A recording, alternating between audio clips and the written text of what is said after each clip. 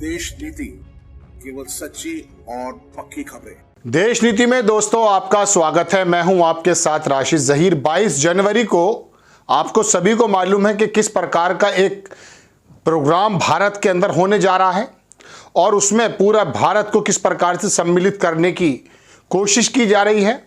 और प्राण प्रतिष्ठा के नाम पे वो प्रोग्राम, यानी कि श्री रामचंद्र जी का जो मंदिर है उसका उद्घाटन करने जो प्रधानमंत्री जी ने एक बहुत बड़ा से मतलब बहुत ही बड़ा आयोजन वहां करने की कोशिश कर रहे हैं। और वहां पर 2024 के इलेक्शन को किस तरह से साधने की बात है ये मैंने आपको कल बताया था। लेकिन अब एक बहुत ही जायज़ और बहुत ही बुनियादी सवाल लेकर के आए हैं स्वामी जी शंकराजी जी, इनका नाम है अविमुक्तेश्वरानंद शंकराचार्य हैं। ये काफ़ी ज़्यादा इनके पिछले बयान वायरल हुए और बहुत सटीक बात भी करते हैं। इन्होंने कहा कि मार्च में रामनवमी है, रामलला का जो मतलब श्री रामचंद्र जी का जो जन्मदिन है, अगर आप 2 महीने बाद ही इस प्रोग्राम को करते तो क्या बिगड़ जाता। जन्मदिन भी था, मौका भी था, दस्तूर भी था। लेकिन इनका कहना यह है, मैं आपको पूरा बयान सुनाऊंगा, कि दरअसल आचार संहिता लग जाती, इस वजह से आप इस प्रोग्राम को 2 महीने पहले करने का प्रोग्राम बना रहे हैं। और इस तरह का इन्होंने बयान दिया। पहले आप ये बयान सुने, फिर उसके बाद में 22 जनवरी पर आपको लेकर आऊँगा। मनीष चौबे हैं, उन्होंने उसको ट्वीट किया कि शंकराचार्य जी ने बहुत बड़ी बात कह दी, भगवान राम की ये कैसी प्राण प्रतिष्ठा। आप देखें, कुछ लोगों को हमारी बात अटपटी लग सकती है, लेकिन हमारे विचार तो हमारे ही हैं। तो हमने देखा कि राम जन्मभूमि में भगवान को आना है और रामनवमी बिल्कुल सामने है। तो आपने सुना, इन्होंने कहा कि राम को लाना जो है वो विचार नंबर 2 है। जब रामनवमी सामने है उससे पहले आप इस काम को कर रहे हैं आचार संहिता के डर की वजह से। लेकिन क्या ये वाली बात जो स्वामी जी के जहन में आई है, और उन्होंने बताया है कि किस प्रकार से मोदी जी इस प्राण प्रतिष्ठा समारोह को एक ऐसा प्रोग्राम बनाने की कोशिश कर रहे हैं, पूरी भारतीय जनता पार्टी लगी हुई है। मैंने आपको कल वीडियो में विस्तार से बताया। लेकिन क्या ये संभव नहीं था कि आप 2 महीने और वेट कर लेते? क्या आपको लग रहा था कि आचार संहिता लग जाएगी फिर मैं इस प्रकार के कार्यक्रम नहीं कर पाऊंगा? आप अपना थोड़ा सा वक्त पर्सनली निकाल करके, एज ए प्रधानमंत्री नहीं, आप इंडिविजुअली ये सोच के कि मैं एक भक्त की तरह जा रहा हूं, वह जा सकते थे अगर संविधान इजाज़त देता है तो। लेकिन ये 8000 लोगों को बुलाना, 1000 ट्रेन का चलाना और पूरे हिंदुस्तान के अंदर, पूरे भारत के अंदर एक ऐसा माहौल बनाने की कोशिश करना, गोया कि ये दिखाना कि राम जी को हम ही लेकर आए हैं। मैंने आपको कल भी वीडियो में बताया था कि क्यों आखिरकार सुप्रीम कोर्ट का नाम क्यों नहीं हो रहा है इसमें। इस पूरे के पूरे प्राण प्रतिष्ठा प्रोग्राम को संजय राउत ने कहा कि क्या आपका ये रामलला की आपने जो बनाया इसकी रजिस्ट्री आपके नाम है। लेकिन दर्शकों, बात यह है कि भारतीय जनता पार्टी के नेता इस वाली बात को कुछ इस प्रकार से भुनाने की कोशिश कर रहे हैं कि 2024 में जो है किसी भी तरीके से राम भक्ति के ज़रिए, धर्म के ज़रिए, या अभी और कुछ घटनाएं होनी बाकी हैं, ऐसा लोगों का विचार है। आपको मालूम है कि ये 2024 का जो इलेक्शन है ना, उससे पहले आज ये चल रहा है दिसंबर, 4 दिन हैं अभी बाकी, मेरे ख्याल से 3-4 दिन। आप देख लीजिएगा 3-4-5 महीने में बाद जब मई जून में इलेक्शन होंगे, अप्रैल मई का लास्ट में, तो मालूम ये पड़ेगा कि भारत की और पूरी दुनिया की जो पूरी स्थिति बदल जाएगी। ये मैं आपको किसी और वजह से बता रहा हूँ। लेकिन ऐसे समय में जब हमें अपनी बहुत ज़्यादा हिफाजत करने की ज़रूरत है, हमारे सी में, हमारे कोस्टल एरिया में जब हूती या कोई ईरान या कोई भी बहरहाल अगर हमला हमारे शिप पर या हमारे उससे पास से गुजरने वाले शिप पर करते हैं, इसराइल की एम्बेसी पे हमला हो जाता है और पूरी दुनिया जब इस वक्त लपेटे में आ रही है, तो क्या उस समय हमें ऐसा नहीं सोचना चाहिए कि हमें बहुत कदमों को बहुत फूंक कर रखने की ज़रूरत है? लेकिन पूरा का पूरा देश, इंदौर का मेयर कह रहा है कि 22 तारीख को सिर्फ और सिर्फ आप जो है तमाम दुकानों पर जो है ना राम कथा, राम जो भी ये हो सकती है उसको बजाना पड़ेगा, आपको करना पड़ेगा।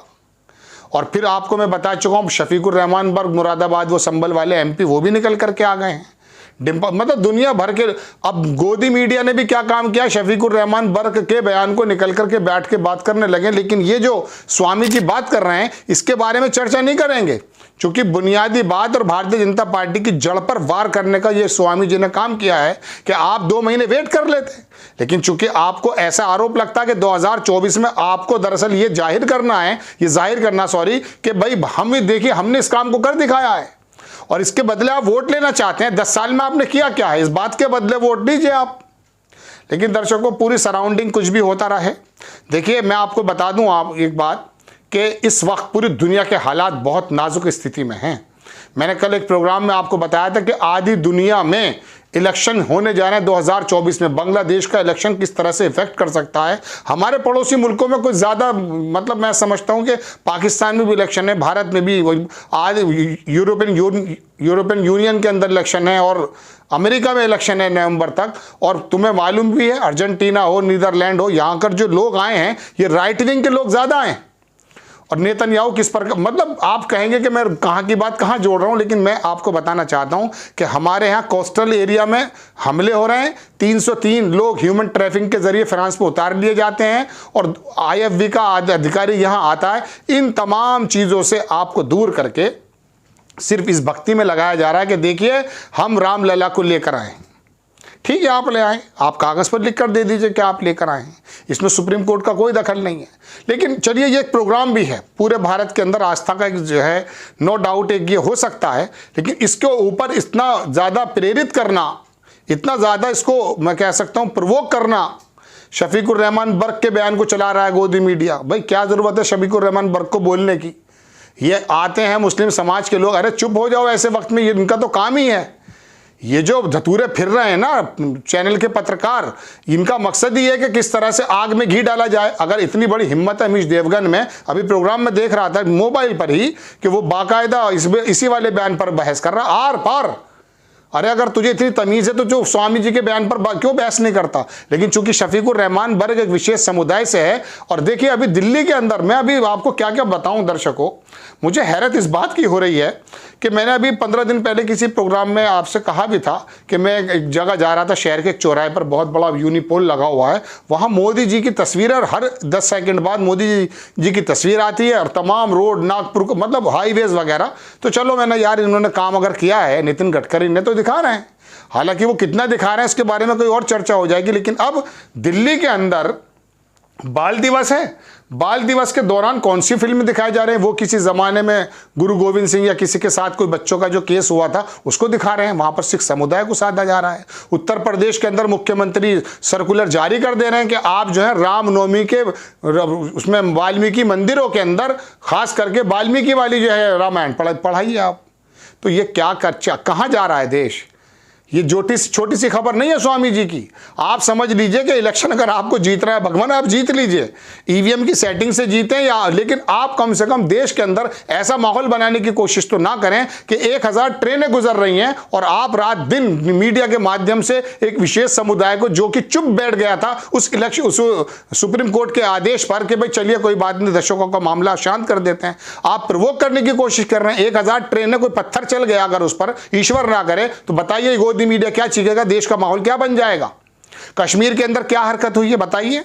3 साल से कश्मीर बिल्कुल शांत है, पाकिस्तान का नाम धीरे धीरे आने लगा है। ये इलेक्शन के दौरान अगर ये चीजें आ रही हैं तो क्या सवाल नहीं उठना चाहिए कि आखिरकार ऐसा अभी क्यों हो रहा है। लेकिन बात यह है कि आपकी नजर, आपका जहन, आपका दिमाग, आपका ख्याल वहां तक ना जा पाए। गोदी मीडिया पहले से ही स्वांग रच देता है, आप उसी के परपंच में आ जाते हैं। और हम जैसे लोग छोटे छोटे मंचों से बात करते हैं, वो कभी एविडेंस के साथ ही बात करते हैं, क्योंकि हम पर तो बहुत ज़्यादा नज़रें होती हैं। लेकिन उसके बावजूद भी हमें इस प्रकार से बना देने की कोशिश है कि नहीं, ये बात करेगा तो मोदी जी के खिलाफ होगी। अरे साहब, मोदी जी जिम्मेदार हैं तो सवाल तो किया जाएगा ना। अब ये सवाल स्वामी जी ने मोदी जी से किया है, इसका जवाब क्या है बताइए। रामनवमी में कर देते आप इस काम को, लेकिन आप नहीं करेंगे। आपको तो दरअसल इसको कैश करना, ऐसा आरोप आप पर लगता है। आपको खबर कैसी लगी अपनी राय कमेंट्स बॉक्स में जरूर दीजिए। चैनल को सब्सक्राइब कीजिए, शेयर कीजिए। फेसबुक पर हमारा पेज है उसको भी आप फॉलो कीजिए। नेक्स्ट टाइम मैं किसी खबर के साथ आता हूं। जय हिंद।